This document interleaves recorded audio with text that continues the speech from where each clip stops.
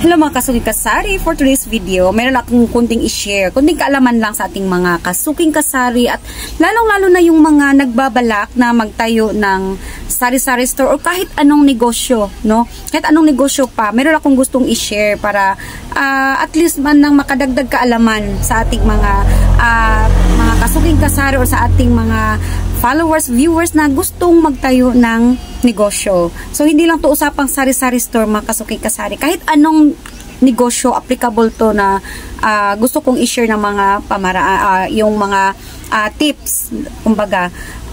So, number 1. So, dapat meron tayong idea, di ba?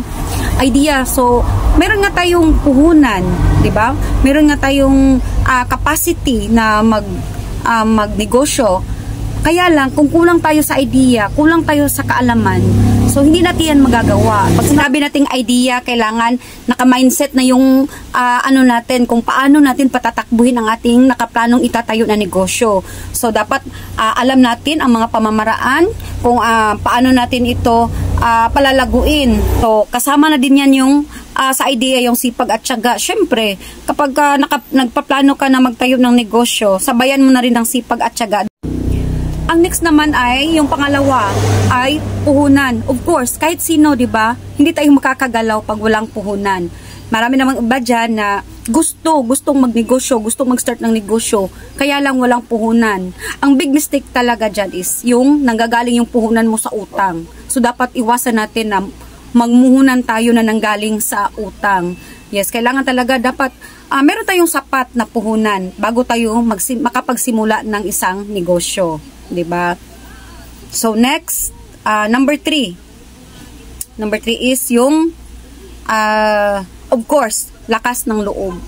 So, maraming iba dyan, merong idea, maraming pamamaraan, merong puhunan, kaya lang walang lakas ng loob. So, importante talaga sa atin mga kasuking kasari, meron tayong lakas ng loob.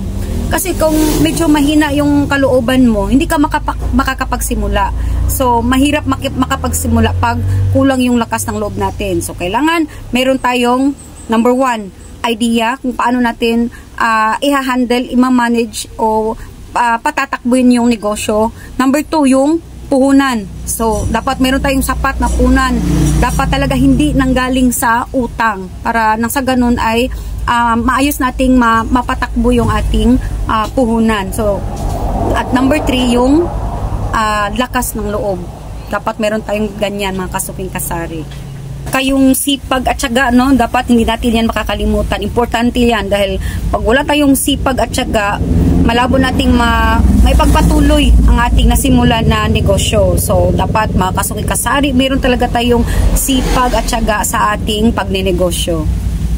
So, for today's video, yan lang muna mga kasuki. Don't forget to like and share mga kasuking kasari. Sana nakatulong ito kahit konting kaalaman man lang na pwede nating maibahagi sa inyo. Bye mga kasuki!